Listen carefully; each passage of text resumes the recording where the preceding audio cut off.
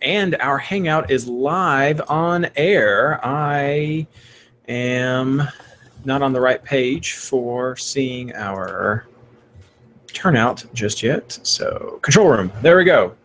So I'm not even sure who's here. 0 viewers, so that's nobody yet. Okay, cool. We'll see what happens. We'll see if anyone shows up. Yeah, Simon will be on a little bit. Blaine's a maybe. He had some stuff happen today that... Hey, 2 viewers! What's up, everyone? Let me get to the place where I can see you guys live chatting. Hey, everyone. I need to get to the page myself. Who do we have here with us? I wish it would give me a little list of who is here. Participants. Nope, it doesn't. I see 2 viewers. Hey, Tice. We got one more. Come on, who's here? Everyone's starting to roll in today. We're going to have Mike, of course, decked out in his New York City gear. And we're going to have Simon with us in a few minutes. Blaine was going to be here but had something come up last minute. We know how, or at least I don't, but I think Mike knows how new fatherhood can be. So things happen. Like I said, Simon is scheduled to come.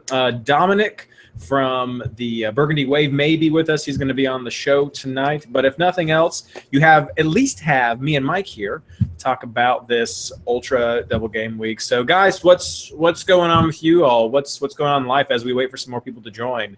What's up?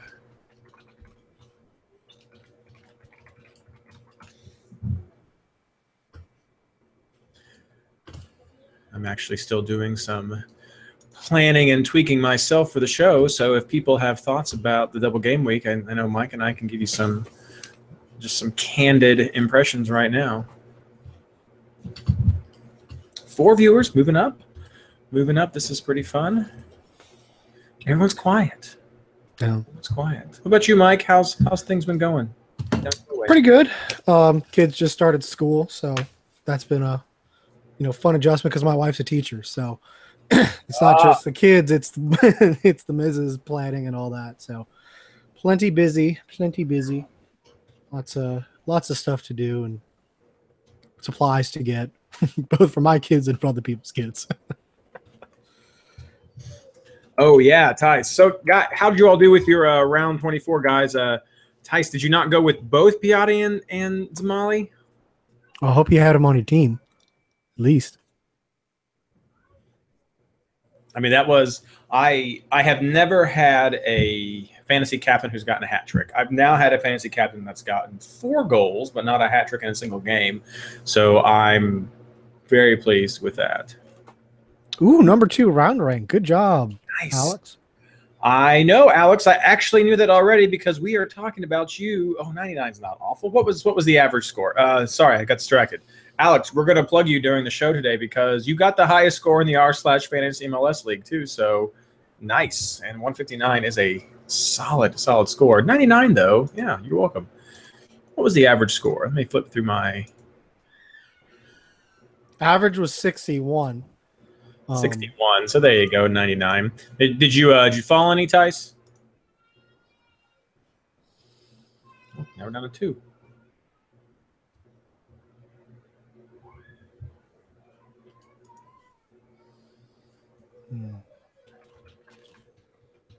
So, Tice, did you have Piatti on your team, or did you just pass?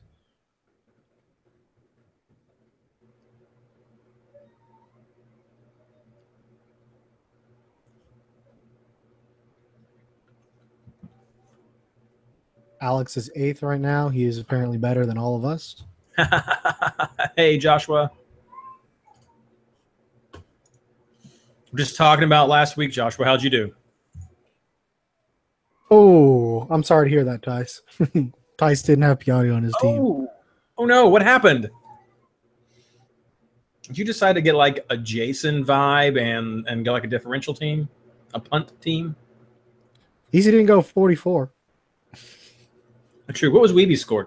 63. Oh, you beat Weeby. You're good. You're good.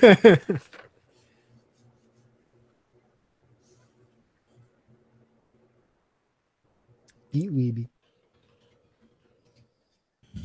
I had the last 2 rounds to me have been pretty good, but the 2 before that, so 22 and 23, I would rather forget. I had some pretty pitiful rounds there. I think we talked about that though in the show, Mike, just how those rounds in particular, it was the random people scoring, where it's like, hey, Seattle scored a goal. Was it Dempsey? No. Was it Ladero? No. Who was it? It was Chad Marshall. Oh. So just like this week as well, Chad Marshall. So maybe we should start picking him. Yeah, just whoever on Seattle that you don't have, that's who's going to score. Like, but Seattle's always one of those teams. It's like whoever you have, unless you have all of them, it's going to be the other one. I know, right?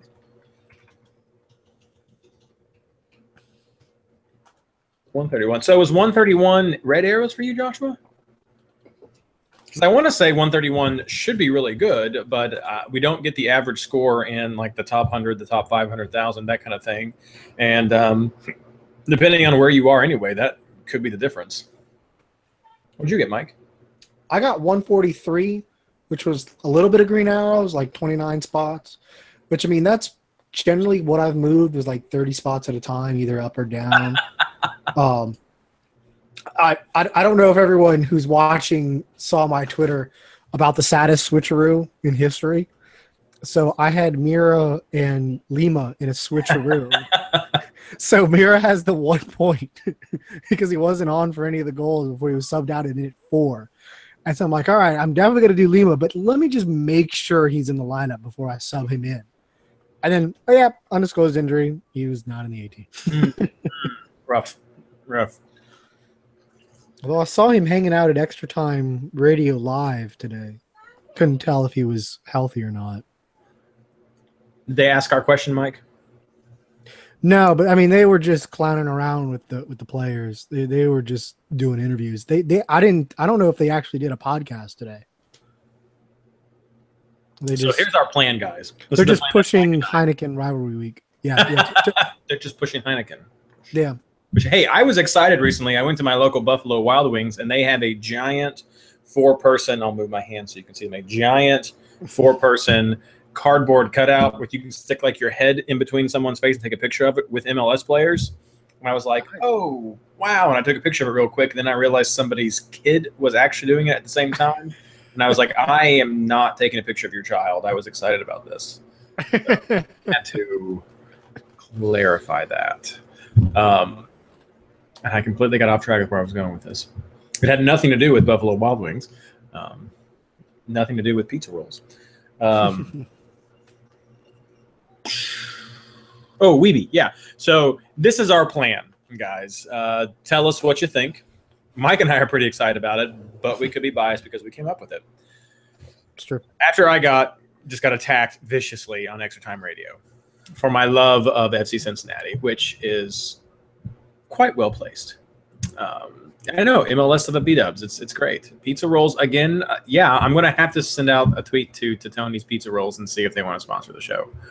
But anyway, our idea was every week we're going to be asking fantasy questions to Extra Time Radio, which we probably, in all fairness, should have been doing anyway, right, Mike? Probably so. I mean, probably. It is our responsibility to promote MLS's game. But we are going to be sending questions to Extra Time Radio every week to see if they will read our question on air. Maybe we'll even leave some hot takes in the hot take hotline. I don't know. I'm a little gun shy. I've been assaulted now. But we're going to see if we can at least get some exposure on ETR with fantasy. This week, I just asked them which double game week teams would they consider getting 4 players from. We'll see if they care. Well, of course they'll care. I mean, Ben Bear's doing pretty awesome. So if he's on, he'll probably answer something. But depending on what's going on, we may not know. But if you guys have ideas, I encourage you to send questions to Extra Time Radio as well so that we can try to spread the word some.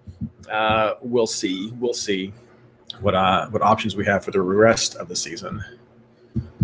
But while we're talking about it, we have this huge double game week coming up. Are there teams that you all are considering for players from? I don't know about you, Mike, but for me right now, Toronto is a big standout. Yeah. trying to figure out who in Toronto to get. I think I only have one Toronto player in my team right now. I could definitely see getting more. There's just so many good options this week. But Toronto is definitely up there. It was more about affording their defense because, I mean, obviously when you talk about Toronto, you're talking first about the guy you're going to captain this week, which is Giovinco, right, Reed? I will begrudgingly concede that I can understand why somebody would want Giovinco on their team. We've got McCarthy, who has started 7 games for them now, however long Blake has been injured. Let me look it up real quick. What I'm getting at is, of the games that he's started, I think he has failed to concede fewer than 2 goals in a game once. So I can see why Toronto, let's see here. 1, 2, 3, 4, 5, 6, 7, 8 games. And let's see here. He was away and gave up 1, away and gave up 2, away and gave up 1, home and gave up 0. So he's got 1 clean sheet at home, and then most of the time he gives up 1 to 3 goals. So Toronto, on the other hand, let me load up another spreadsheet. At home are like the 3rd best team at scoring. So I can see why you want the Toronto players. I can see why you'd want Gio. Bradley jumps out at me. Vasquez jumps out at me. All 3 guys who can do well. It's that second game that I'm kind of worried about for them against Montreal. Big Canada game. Yeah. Montreal's in a great run of form. Still at home. Good amount of rest. So see, it's that Montreal game that makes me nervous about Toronto defense because you're going to have a Montreal team that's rested at home. Even it actually makes me a little bit not as high in some of their offensive guys. I mean, I think Giovinco is going to be pretty good, but since they got, is it Piette, the Canadian national team defensive midfielder, he's really helped them out. I mean, Chicago had like nothing going on that whole game, if any of you watched it. I mean, Toronto's offense is still pretty good.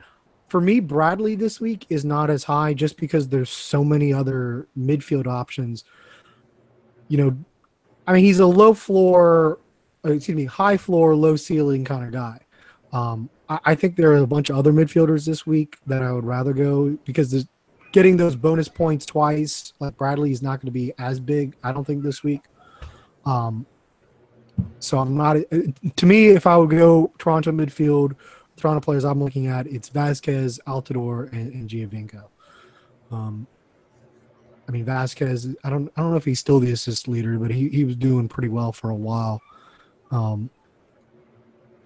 mean, Josie and Altidore, Josie and Giovinco, they're good enough. Y'all don't need me to tell you why they're good. Giovinco, he's the highest potential if you want to repeat from this last week. I'm trying to look up Vasquez's recent stats.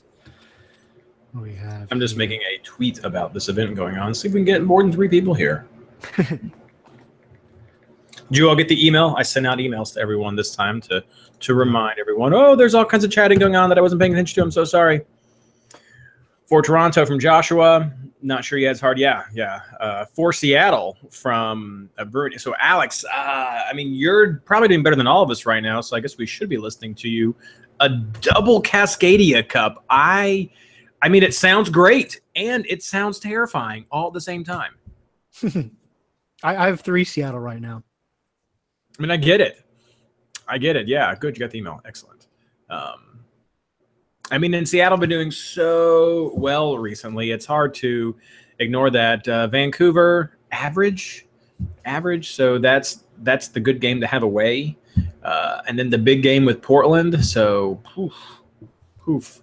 I don't know if I go 4 of them, though. I guess goal scorer Chad Marshall could always jump in there. Right. No, 3 would probably be the safe way. With him, I guess you're going to go with Jones, Ladero, Dempsey. Yeah, that's the 3 I've got. Yeah. I also have 3 from a team you probably would not expect right now, but I have 3 from RSL. Okay. I'm replacing Jason this week. But I really like RSL defense because, I mean, look, if you look at the 14 teams we have, it's generally like 14 of the bad teams. I mean, Colorado, RSL, Vancouver, Philly, DC United, LA, Houston, two on the road. I mean, that's a lot. FC Dallas. There's a lot of low fantasy. There's not a lot of great fantasy options, especially defensively. And Colorado's on the road twice, so they're not even worth anything there. And they have a new coach. Yeah, and they have a new coach. Rest in peace, Pablo. Salute your mustache too. But yeah, there's just not a whole lot of great defensive options. So that's why I have Jones from Seattle mostly for the offensive capabilities, and then I have I have Beltran, and then I have Abu Bakar from the Columbus Crew. He burned me last double game week, so I'm hoping he doesn't burn me again. But his numbers have been really good. If any of y'all have looked at his numbers, It's those little red cards that he gets thrown in there every now and then. yeah, I mean, it's only been one so far. But I mean, like, outside of that, it's been 9, 11, 0, 5, and 9. We had a Reddit question where people were talking about the double home teams that we have this round and how they were all bad. But, I mean, when you look at it, Columbus isn't horrible. I've had a rough little go at it recently, but no, Columbus isn't bad. I think that's some of the recent form or just some of the recent crazy clouding of vision. But Columbus has not been that awful on the road. I haven't gotten the most late stats, but I mean they are away chance to concede. Where's my Columbus Crew? Well, and the Crew played a lot of road games recently too. It's 4 out of their last 6. Yeah, that is horrible. What am I talking about? Which team was not that horrible? Mm-hmm. Well, go ahead, Mike. Yeah, I mean, but I mean, like Miram, I think is a good option. I have him on my squad. Higuain's still coming off an injury, so he's not a great option. But I mean, Ola Kamara is probably someone to talk about. I mean, if I had a third forward, I would probably have Ola Kamara. Oh yeah, I mean, the only thing is LA Galaxy is not awful on the road. I don't have the numbers from last week added in yet, but before, as of round 24 starting, Columbus, of their 12 home games, had given up 24 goals. So, I mean, had given up 13 goals. 24 is what they've scored. They've given up 13 goals. So a little bit, about one a game, a little bit over one a game.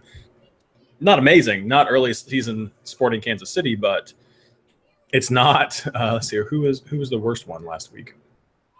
It's not DC or LA. It's not LA, I should say. It's not LA, who, as of last week, before the games were calculated, LA was of 12 games, 21 given up. So let's ahead a little bit. Mm-hmm. I see Josh pointing out that Columbus takes a lot of chances in attack, which holds them to lose in defense. Yeah, absolutely. I don't think Columbus is a team you clean sheet hunt. The only reason I have Abu Bakar is that he accumulates a buttload of bonus points. Wait, you're the man who doesn't like the bonus points this year. I don't, but I do. Okay, I don't like bonus points in single game weeks. I do in double game weeks because then you multiply it. And so a clean sheet or a goal isn't as important. Whereas in a single game week, because, I mean, the reason they were more important last year was because you had multiple fixtures, and that was the consistency. You get bonus points consistently, but you may or may not get goals. When you have a one-game sample like you do in a single game week, then goals or clean sheets are much more important than bonus points. But yeah, Abu Bakar, let's see, he's gotten 1 clean sheet. Like, he got 9 last week without a clean sheet. He got 5 the week before, no clean sheet. And Minsa, he got 11 in the clean sheet. What's that? Minsa, too, right? Minsha? What's his name? He's one of their other center backs, right? Yeah, but I mean, Abu Bakar is 4.5. That's why I have him. Right, yeah. It's really easy to afford Giovinco when you have a 4.5 the defender. Trying to convince me to get that. Atlanta. I am not a huge Atlanta Road fan. What about you, Mike? I'm not, but I do have Almiron just because I figured they've had enough rest. Plus, they were probably going to have Martinez back. So, and I mean, they beat DC United on the road already 2-1. The game before that was that weird game that Atlanta should have won 3-0 and then lost 3-0. But yeah, it's DC, and who's their second opponent? It's Philadelphia. Philadelphia is not bad, but I think like a guy like Almiron, I think is pretty good. I see goals both ways in Philly. I think we had. Yeah, I think that's probably a 2-1 Philly win. Now this is the new look DC, Mike. This is the new DC. So a little bit more defensive, being a little bit better. But I mean, it is still DC. Well, were they more defensive? I mean, I know they played Colorado, but that just basically means you showed up and you kept the clean sheet. Touche. Tice, yes, I think Joseph Martinez should be back from injury. He should be. It's been 2 weeks. You think he was supposed to come back the week before, and they just took 2 weeks off. And yeah, Alex, I mean, I could definitely see it being a little rusty, but I think they're probably good enough. I mean, I know they've been training a lot, so like they had like a big training thing at Mercedes-Benz Stadium to kind of show off the new stadium. So it's not like they've been like gone, not doing something. And against DC, it's not like you have to be the sharpest. And LPG's also, I don't think any of their defenders are on a yellow card penalty either, so you have a good shot of getting them for both games. Lorenowitz is on yellow card for them, but I mean, who's really picking him anyway? Yeah, I would not pick Lorenowitz. He's a defensive midfielder, and you can get much better defensive mids. Mm-hmm. Let's see, disciplinary summary. I need to check this for the podcast. I put a little bit in the rundown. Yeah, I'm looking for the. You got something for me? Put yellow card. Oh yeah, you did. So I put the relevant yellow card warnings in there. I mean, I think there's some. Right. None of us really care. Is that true, guys? 4 people. Who we got? Who just joined us? Participants. Yeah. Yeah, we'll have to see some more players. Someone left. Goodbye. I'm wondering if people are just randomly stumbling upon this, and that's why they keep jumping in and jumping out. They're like, "This isn't what I thought it was. I thought this was the pirated stream of an MLS game." Who are these guys? Someone who's sitting way too close to his camera, and a guy in a New York City jersey. I can sit close to my camera. That way we'll be even. No, have to. All right, everyone just left. Yep, they all left. Let's see here. Can we play? We can play What's Behind Reed in our latest edition of What's Behind the Host. I have a T-shirt for the middle school soccer team that I help coach. We are 1 win and 0 losses right now. And they're playing the game right now, and I don't know how it's going to happen. But the game we play tomorrow, they're going to win because that team is not very good. They're very tiny. I'm surprised. I don't know how many of you guys listening have kids. I know Mike has kids. I don't know how age they are, though. I feel that middle schoolers are smaller than I remember them being. Yeah, my kid is going into 1st grade this year, my oldest. So he hadn't gotten into the stuff yet. Probably the school stuff and then next summer. Get started on the teams. You're still what, like herd soccer area, though? That's what you're doing. Yeah.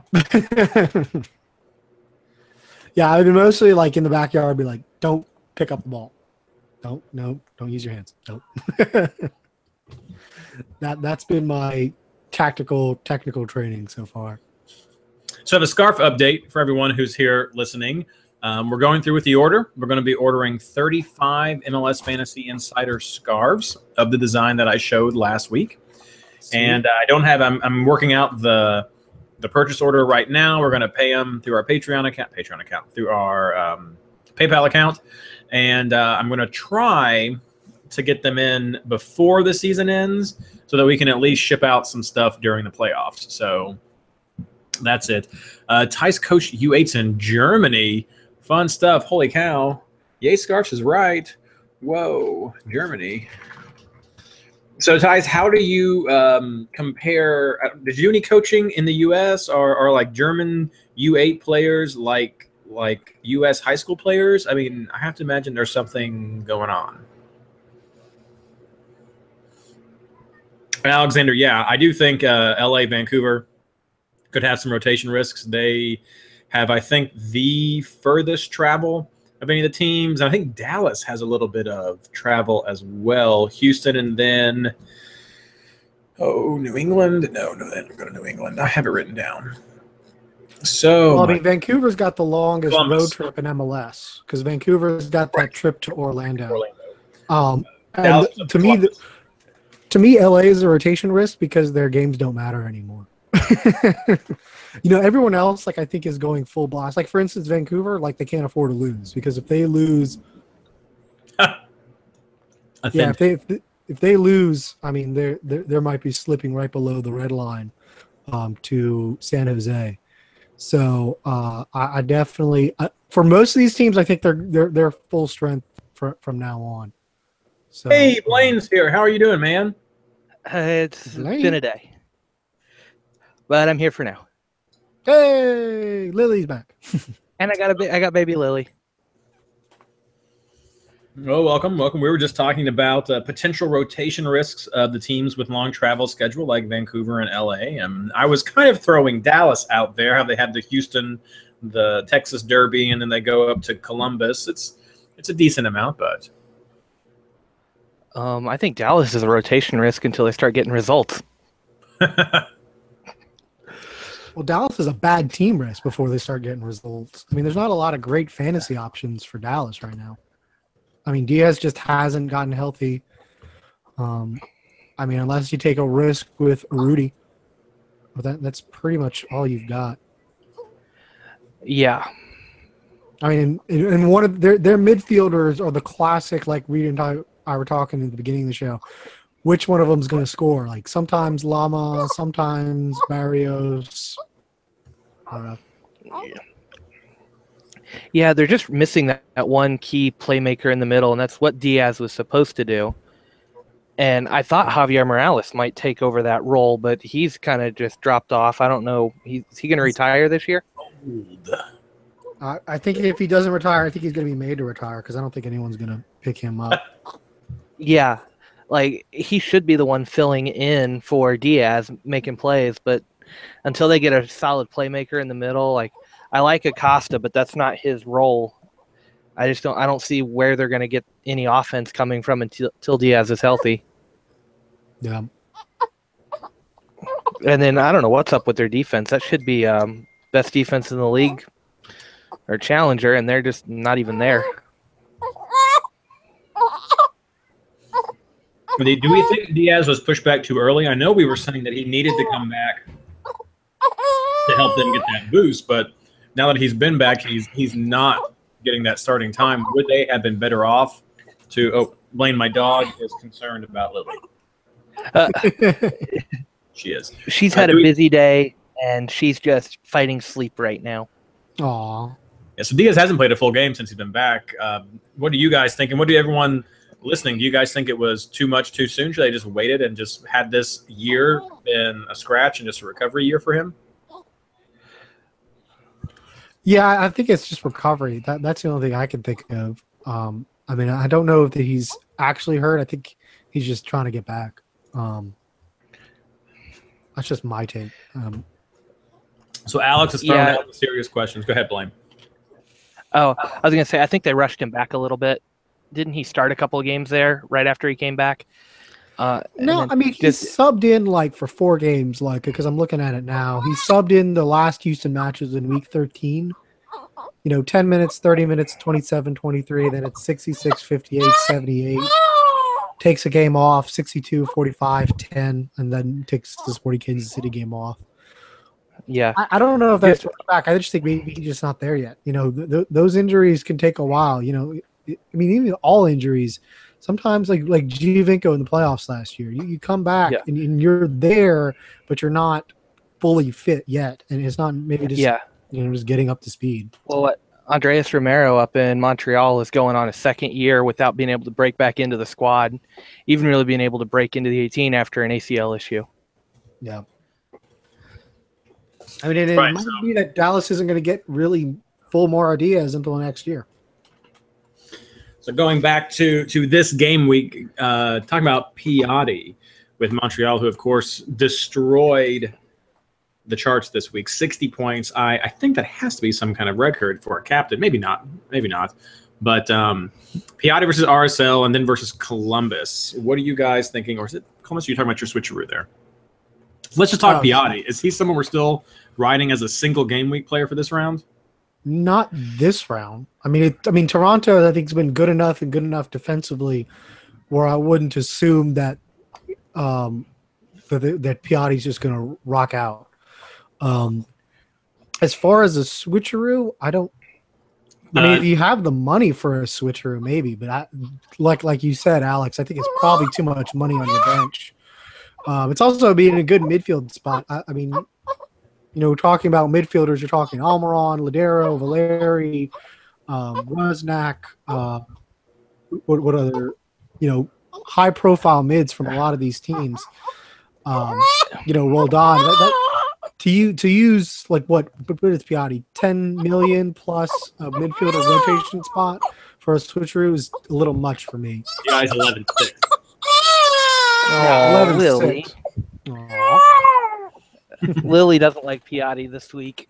Oh no. Okay, so there's your verdict right there, guys. Boom. Lily is anti-Piatti. Anti-Piatti. What about? Have you guys started thinking about switcheroos yet? I have do not. switcheroos on double game weeks. You don't do switcheroos in double game weeks? No. My face is strange. So I used a switcheroo last week, and I had it with Duty and Jovan Jones, and I did it because I was able to see both games that Chicago played before I decided if I wanted to get Jovan Jones. I switcherooed Mira and Leardom this week, and that paid off big time. I mean, Mira's 1 point early sub it gave me something better. Mm-hmm. Wish Seattle would have kept the clean sheet, but I mean, it was still having that option. And assuming Seattle would have gotten the clean sheet, that was the best possible play. So this round, even without it, yeah. But I mean, your single game week switcheroos is pretty much Montreal, and that's it, huh? Sporting KC, maybe if you want to do. Well, those are your best chances. If you're waiting till the absolute latest for your switcheroo, it's Montreal. That's the last game you'll get to see before you decide if you want to switch somebody in or not.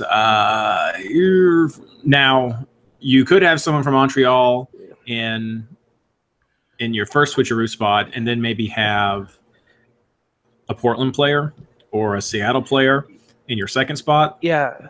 No, but you can't sell them in because they'll have kicked off. I got that the other way around. I got that switch right. Sorry, you've got You could have someone from Montreal second spot, and then see if someone from RSL or Houston, there we go, does better than you might think they want to have to let them either auto sub in for that or move in a guy from Montreal. So that's the switcheroo spot. With so many people, you could maybe do a switcheroo with Real Salt Lake forward. Let's see how that pans out against Colorado.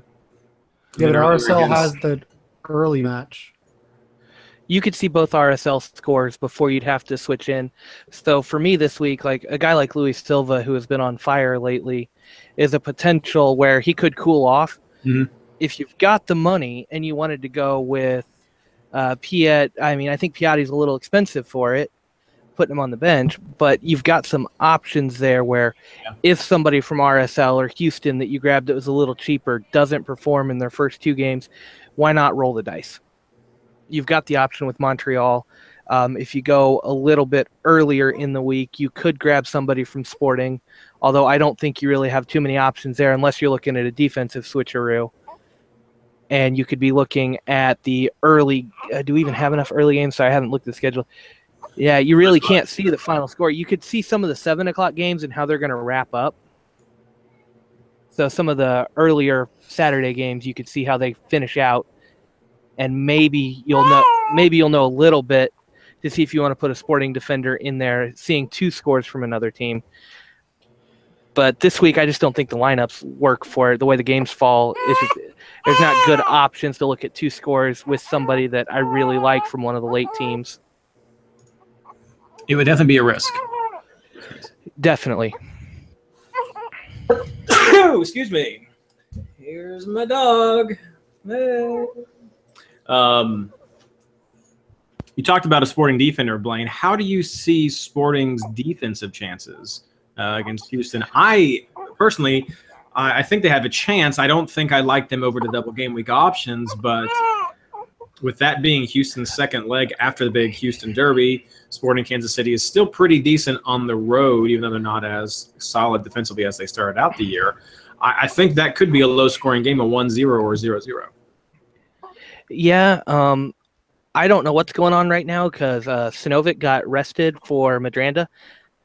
And there's some talk that Madranda played in the one game, earned the spot back. Vermes likes to go with the guy who's been playing a little bit more, and he just didn't want to take it away.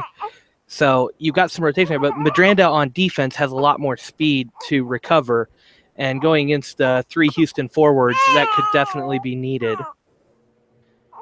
And then I personally like the chances. I think Sporting goes into every game looking at a shutout.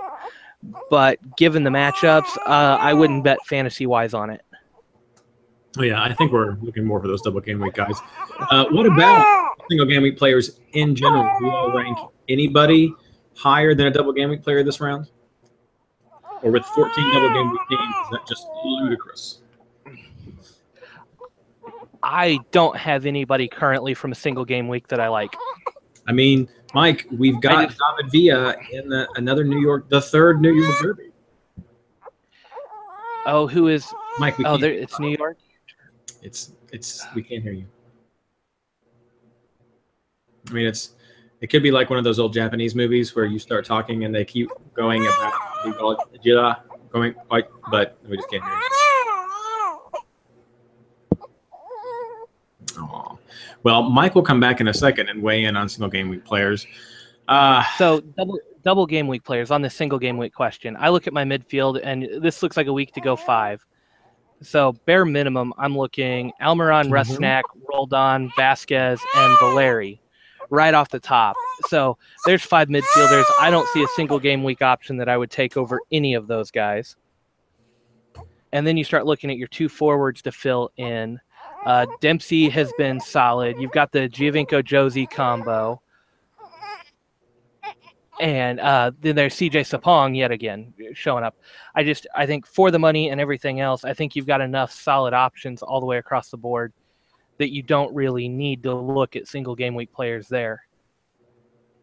And then you've got some pretty solid defenders that'll get you a couple bonus points. You expect them to go full 90 twice. Grab your 4 or 5 points guaranteed, and that puts them on par with most of the clean sheet players. Or it negates the risk. I think the red side probably wins this week. I don't know why. Just a bad feeling maybe. But, I mean, BWP I think would be a single game week player I would consider. I mean, obviously David V is probably a consideration any week. But the Red Bulls generally do a pretty good job of, outside of the hat trick he got last week, but outside of that game, they've done a pretty good job of frustrating David Villa.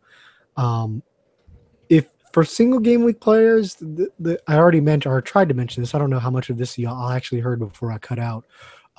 Orlando, I think, is an interesting option just because they get Vancouver on a long travel with little rest. I don't know if you want to go Laren or Dwyer. But, I mean, they'll have Kaká back. They're definitely hitting into desperation time. So maybe something interesting there. Also, Chicago is at home against Minnesota. Chicago's been bad. We just had the bad experience with them on the double game week. But if you'd put that aside and said, hey, you get Chicago at home against Minnesota, we pretty much would have jumped on it. So that might be a source of single game week players. Right now, I don't have any on my team. I have all double game week players. But I think that's where I would be looking for single game weeks if you're trying to do some differential stuff. So for everyone, those in the live chat and you guys as well, are you jaded on Chicago after this round? I mean, I know they've had a lot of away games recently, and they had that one home game that just didn't pan out for them against the Toronto team, which is tough. Are you backing off? No. I still like him, and I said it last week in the Patreon thing. I like to come, as an alternative to Nico. You did. I went with Nico. I went with the smarter option in my head, and it burned me. But I had the crazy thought to go with Mancosu instead of both of them, and didn't do that either. So I'm just kicking myself all over the place. And then I went with Lampson over Bush on the double game week just because I like the way Chicago's been playing. But that all said, I mean, you got, what was it? McCarty got his 10. I mean, they're playing well for the most part. It's just Nico's just not scoring right now. But when Akam's there, they look like they're playing pretty well. So, no, I'm not going to back off on them. You can't sleep on a team that's strong. You got to pick your matchups, and we've done that with Giovinco a couple. We get a times, rematch in round 26. Yeah, Montreal, Chicago. And the one thing that concerns me about Chicago was them playing Bastian Schweinsteiger in defense, because Bastian Schweinsteiger was a pretty easy way to get into their offense. Either Nico or Akam, because he was generally involved. Yes, Josh, I did watch the games. I watched the games and looked at the stats. Although sadly I don't have the extra time T-shirt. But Alex does make a good point in our chat. They looked better than their expected goals were. Their expected goals were always decent, but they were always exceeding them by a little bit. So I think that, yeah, they are really relying on Nico. Also think they've gone a lot more to a calm in the past few games that I watched. Like this double game week, I saw. Around. What's that? Got to keep him happy to keep him around. Well, yeah, and I think that's a bad decision for them tactically because Nico is better than Akam. I mean, Akam gets you those flashes, but I don't think he's as good of a player as Nikolic is.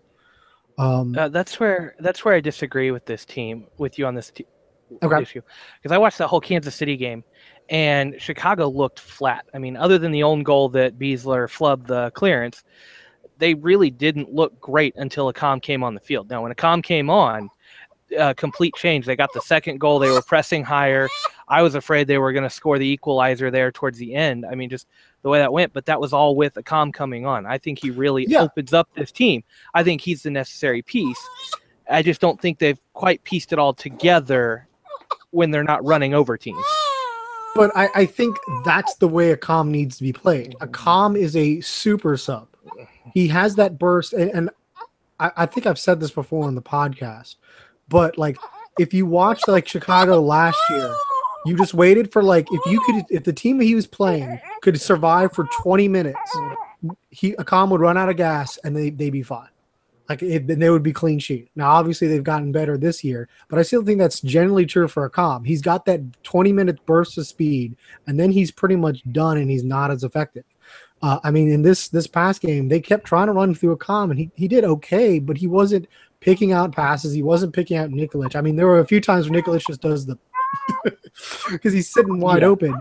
I just don't think he's a solid 90-minute player. I think he's a good off the sub, change of pace kind of guy, especially in a situation like you're talking about in Kansas City, where they're really pressing time to get the game. Then you bring him on. He's great in that. I just don't think he's a 90-minute great player, and I don't think he's a creator either. Like the creator needs to be Bastian Schweinsteiger. That's why you paid him the big bucks. It's not David Akam. I don't think Bastian Schweinsteiger needs to be on the back line. And to me, that's a problem.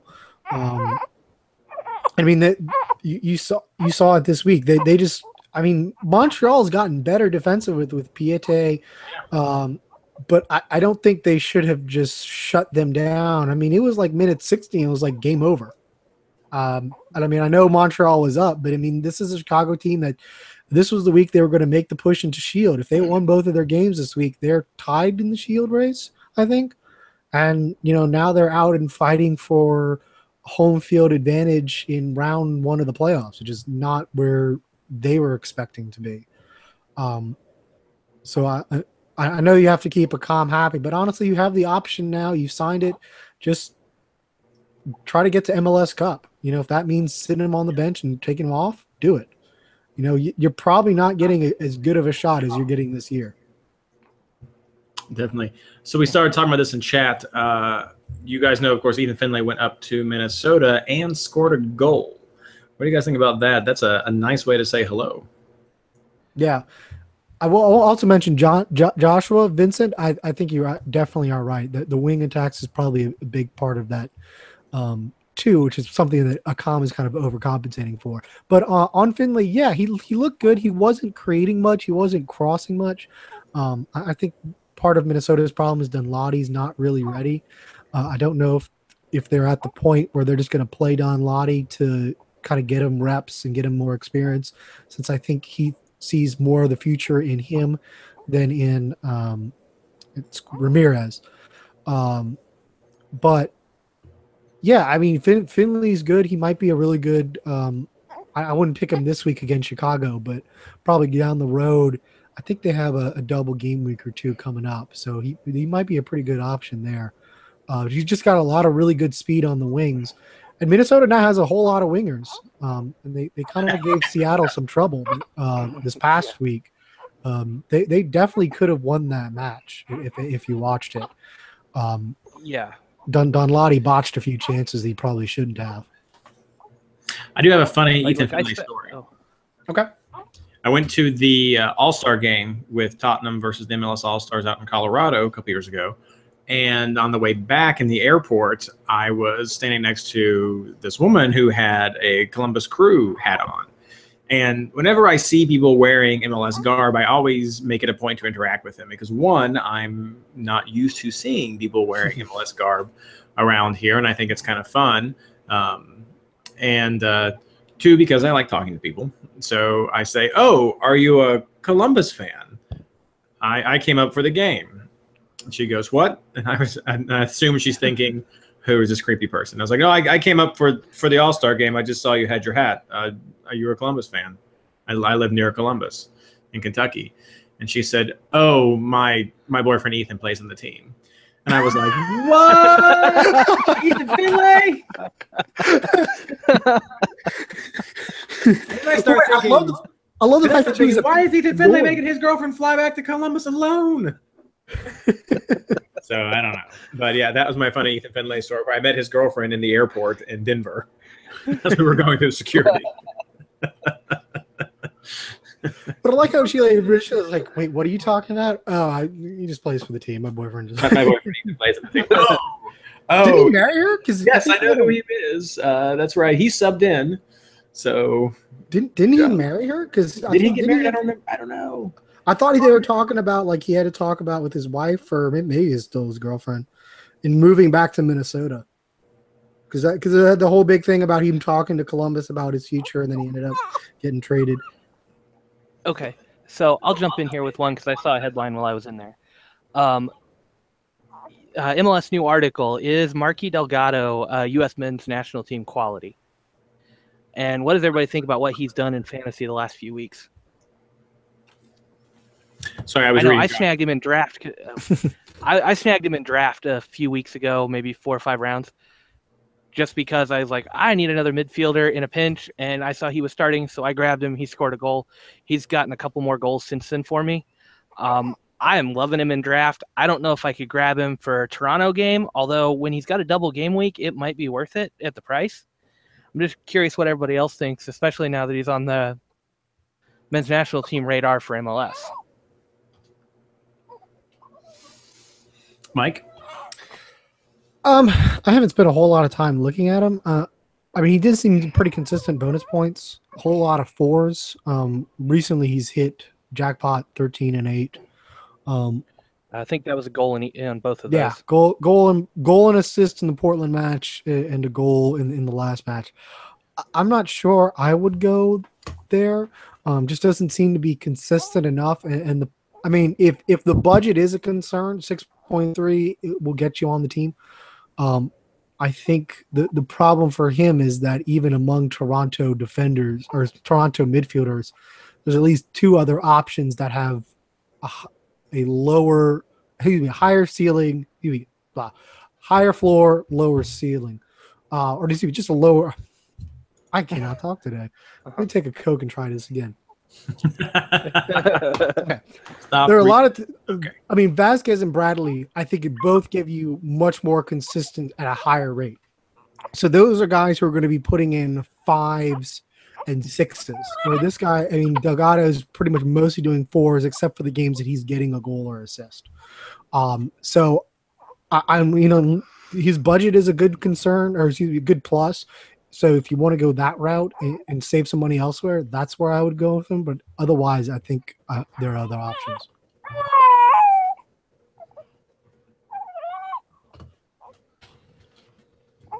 So are there any teams you guys think will get 2 clean sheets? Josh was looking to do something bold, and we're thinking that going all in with 1 defense and maybe some aggressive switcheroos is the best way to help him jump up quickly.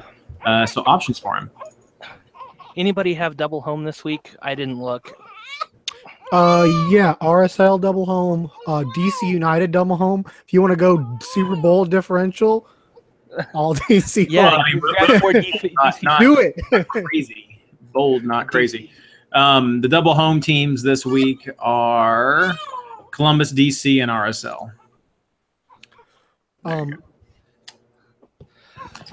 Columbus against Dallas is a good shot, and LA on the road is hit or miss.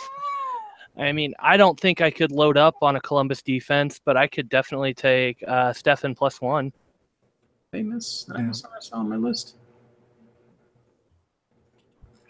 RSL home against the Earthquakes and RSL home against the Colorado Rapids. Oh, well, look at that. I missed that was the other one I was just looking at. I mean, I think that's probably going to be the best clean sheet shot of the week, right? I mean, those are 2 bad offenses at home. I mean, you're considering your other options are Columbus, DC, if you're just going for just home games. Like with the way Dallas is played and the way LA has a tendency to play, Columbus is an outside shot. I really do like RSL. It's going to be interesting to see what happens with Marcelo Silva if he comes back. I know he subbed out early in the last game, injured. And he is definitely somebody, if he's healthy, he's going to be in my team for the double game week. Him and Glad both are you kind of got to go with. Both San Jose, again, as of last round, because I haven't gotten the numbers yet for this round because they haven't been updated. As of before round 24, Colorado and San Jose were on the, let's see here, Colorado and San Jose for away games. Colorado had scored 3 goals in 10 away games, and San Jose has scored 7 goals in 12 away games. So their away chance to score put San Jose 3rd from last and Colorado dead last as of the beginning of round 24. So there you go. RSL, home chance to concede. They are kind of in the middle of the pack. They're doing not quite 1 goal per game, conceding at home. They've in 12 home games have given up 13 home goals. So not bad shot. Hello, Kevin. I don't think you are someone who is a patron of us. So I'm going to see if I can remove you. Aww. And I actually don't know if I can or not. Well, speaking of San Jose, you want to go differential? Chris Wondolowski. Report. And remove. And block. Wow. Just Goodbye, full Kevin. treatment. Pour one out for Kevin. So thoughts on Ola Kamara this week? I know he's been hit or miss, but he's still racked up 140 points so far this season. Yeah. At double home, I mean, do we risk it? I'm looking at his scores, and I'm seeing a tons of 2, 3s, and 4s in here, and then the double-digit score. Yeah, it's been consistency for him. He's scored and scored a bunch, but it's been hard for me to predict when he's going to do it. I mean, he's generally been better at home, so I definitely. But he's also been subbed a bunch. It doesn't. I'm looking at it now. It hasn't been as much recently. Ooh, Merrim. I like me some Merrim. Yeah. Here's the question I wonder, did they give up Finlay too soon? Did he really just want to go back? Or because if Higuain's saying he's done, then what Well, was? they what just was brought in that new guy, Perso Santos. So he's a winger. So the problem is you've got Miram and Santos as your wingers now.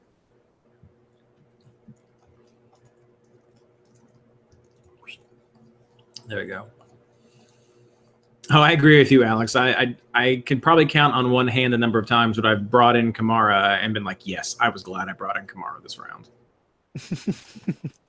Your version of Villa. Oh, that's horrible. He's not that bad for us. No, he's definitely not the David Villa curse that Mike and I share. Yeah. But no, I wouldn't go with him this round. I will probably end up going with Javinko because I do like those two Toronto games, especially the Philly one. So I'll probably do that, and then somebody else I have not yet decided upon. Yeah, Ola Kamara is probably my third looking in right now because I have Giovinco and Dempsey right now. I don't like. I know Blaine mentioned Sapong, but I find him kind of like Ola. He's pretty sporadic at times, and I mean he's it for Philly. They need someone else who can relieve some pressure or help with more consistent service or something. But no, I did swear off Gio, and that's just how much I kind of like this matchup. But we'll see.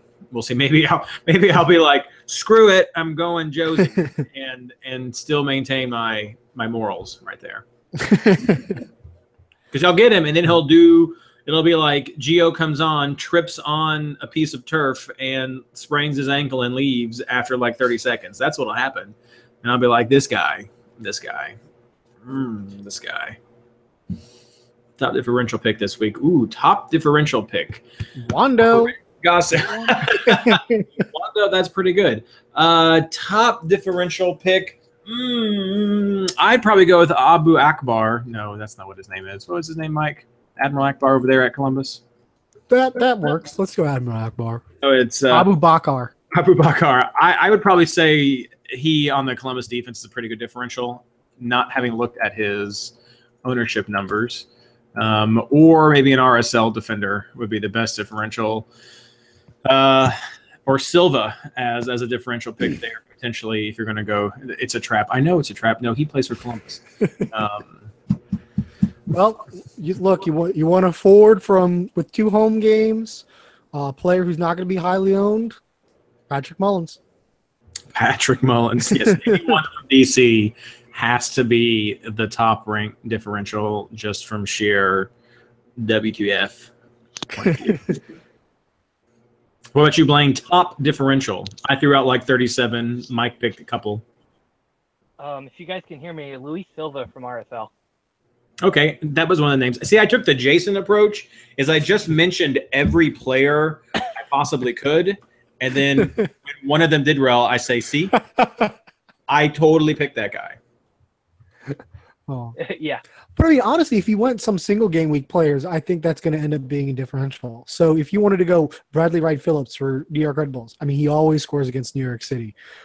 It hurts me and it pains me to see, but it does happen. He breaks my heart every time he does it. But at least if he's on my fantasy team, it hurts a little bit less. Chicago at Minnesota, Orlando, Vancouver. I think with these unlimited transfers, people really load up on the double game week players. So any single game week players, I think, end up working out as a differential. So I think if you're trying to make like a big move, that might be the way to do it. Oh yeah, Patrick Mullins. He's an old NYCFC favorite. Plus, he's a NOLA boy.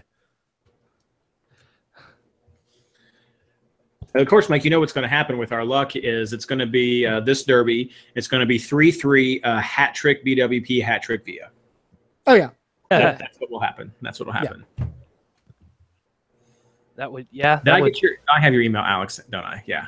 I'll let's see here. What's my we're getting close to the end. We're a little bit over probably right now, so I guess we'll just close it up and get ready for the podcast. Well, guys, thanks a lot. That's all we've got for this All Access second episode or second edition of the All Access for MLS Fantasy Insider.